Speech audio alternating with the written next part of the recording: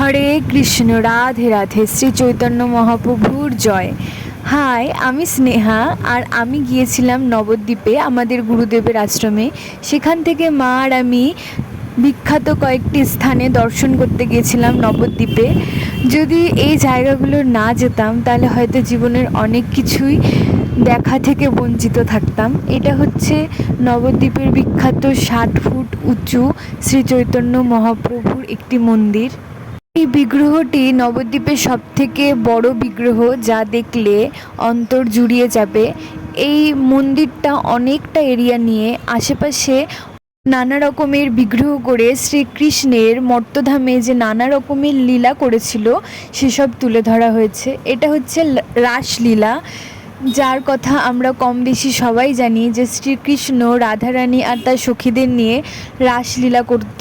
আর এটা হচ্ছে সে রাসলীলার কিছুটা অংশ। আর চারপাশটা খুব সুন্দর গাছ আর ফুল দিয়ে সজ্জিত ছিল। সামনের দিকে এগোলে নানা রকম বিগ্রহ ছিল। এই সাইডে ছিল ব্রহ্মাদেব, তার সাথে শ্রী চৈতন্য মহাপ্রভুর সংকীর্তনী সহ নৃত্য। এই দিকটায় লম্বা লাইনের সারিতে প্রথমেই ছিল বজরংবলী, তারপর শ্রী মহাপ্রভুর নানা রকম জীবনাদর্শন এই এক একটা বিগ্রহের মাধ্যমে তা তুলে ধরা হয়েছে। এই সাইডটাতে ছিল খুব সুন্দর একটি বিগ্রহ, যেখানে শ্রী চৈতন্য মহাপ্রভু বন জঙ্গলে নাম বিতরণ করছে আর সব পশু পাখি সবাই তা শ্রবণ করছে। তারপরে ছিল শ্রীকৃষ্ণের বনভোজন। শ্রীকৃষ্ণ এখানে তার সখাদের নিয়ে বনভোজনে অংশগ্রহণ করেছে।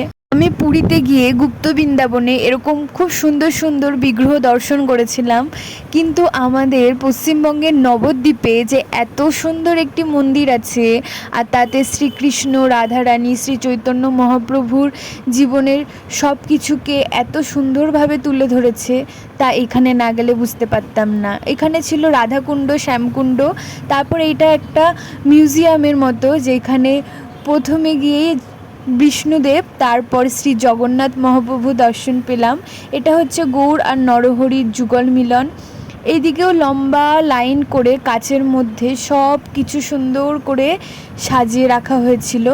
এগুলো দেখছিলাম আর মনে মনে একটা কথাই ভাবছিলাম যে আমরা কত ভাগ্যবতী যে এই ধরাধামের এই মাটিতেই জন্মগ্রহণ করেছি, যেখানে শ্রী চৈতন্য মহাপ্রভু নিজে লীলা করেছেন। এই পাশটাতে শ্রীকৃষ্ণ মানে গোপাল বেশে তাকে কি সুন্দর দোলনায় চড়িয়ে রাখা হয়েছে, আর সবাই দড়ি ধরে টানছিল আর গোপাল দোল খাচ্ছিল। পাশে নরসিংহদেবেরও একটি মূর্তি ছিল। আর এখানে হচ্ছে অষ্টসখী সহ শ্রীকৃষ্ণ আর রাধারানী। নবদ্বীপে এসে মা আর আমি নিজেকে খুব ধন্য মনে করছি, আর এত কিছু দেখতে পারার সৌভাগ্য পেয়েছি, তাতেই খুব খুশি।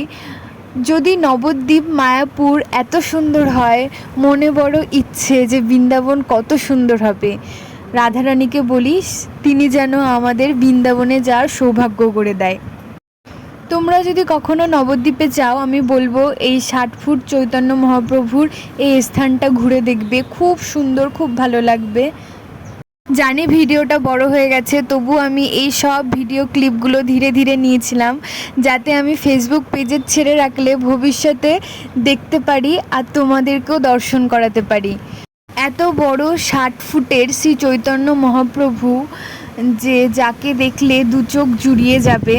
আমি আগেও একবার নবদ্বীপে এসেছিলাম, তখন এই মন্দিরটি হয়নি, তবে এইবার এই মন্দিরটি দর্শন করতে পেরে নিজেকে খুব সৌভাগ্যবতী মনে করছি। এই মন্দিরটির এরিয়াটি এত বড় যে শ্রী চৈতন্য মহাপ্রভুকে ঘিরেই সমস্ত কিছু সজ্জিত হয়েছে।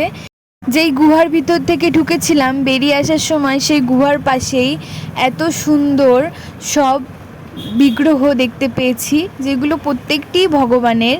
এখানে শ্রীকৃষ্ণ নাগের উপরে উঠে যে নিত্যলীলা করেছিল সেটি, তারপর এখানে কেদারনাথের একটি মন্দির করা হয়েছে ছোট্ট, আর এখানে বসুদেব যখন শ্রীকৃষ্ণের জন্মের পর তাকে নিয়ে যাচ্ছিল যশোদা মায়ের ঘরে রাখার জন্য, সেই দৃশ্যও বিগ্রহের মাধ্যমে দেখানো হয়েছে। সব শেষে শ্রীকৃষ্ণ ও রাধারানীর সুন্দর বিগ্রহ দর্শন করলাম। রাধে রাধে।